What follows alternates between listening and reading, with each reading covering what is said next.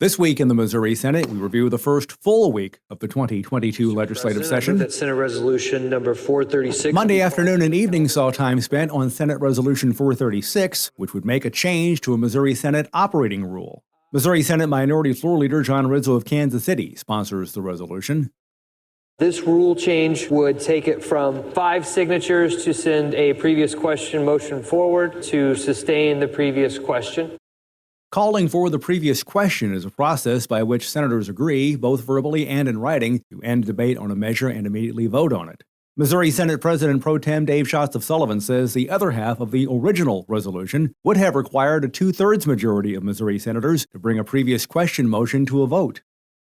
I would say that they're, again, part of the conversations we've had of maybe trying to find some way for us to find a compromise to your proposal.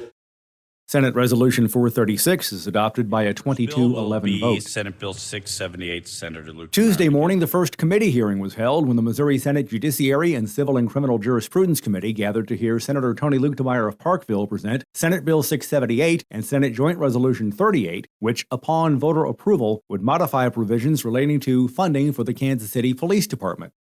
By raising the portion of Kansas City's budget that must be devoted to law enforcement from 20% to 25%, and clarifying the definition of city revenue.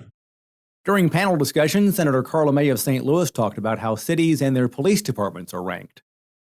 Categorize robberies, murders. It's a difference in the way they rank things, the reason that we fall into what you call these top categories.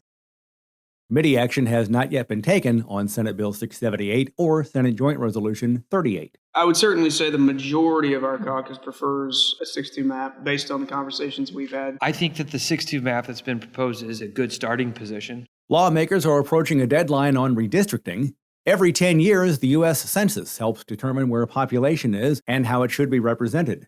To this end, the legislature has a role in shaping congressional districts for the coming decade. Missouri Senate Majority Floor Leader Caleb Rowden of Columbia says, on paper, redistricting is a simple process. You have to pass a constitutional map. You have to have 18 votes to actually pass a map. Senator Rizzo adds there is still time for negotiations on the congressional redistricting map.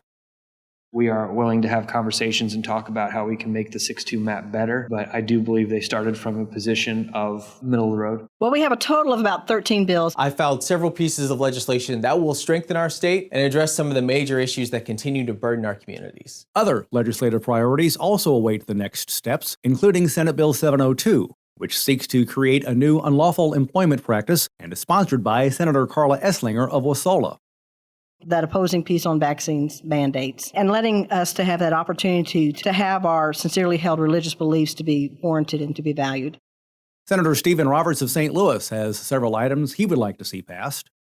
Fighting to remove the increased property tax burdens on our senior citizens, legislation to expand our workforce development for veterans, and legislation to address gun violence. Until Tuesday, January 18th, 2020. No session Monday in honor of the Dr. Martin Luther King Jr. holiday.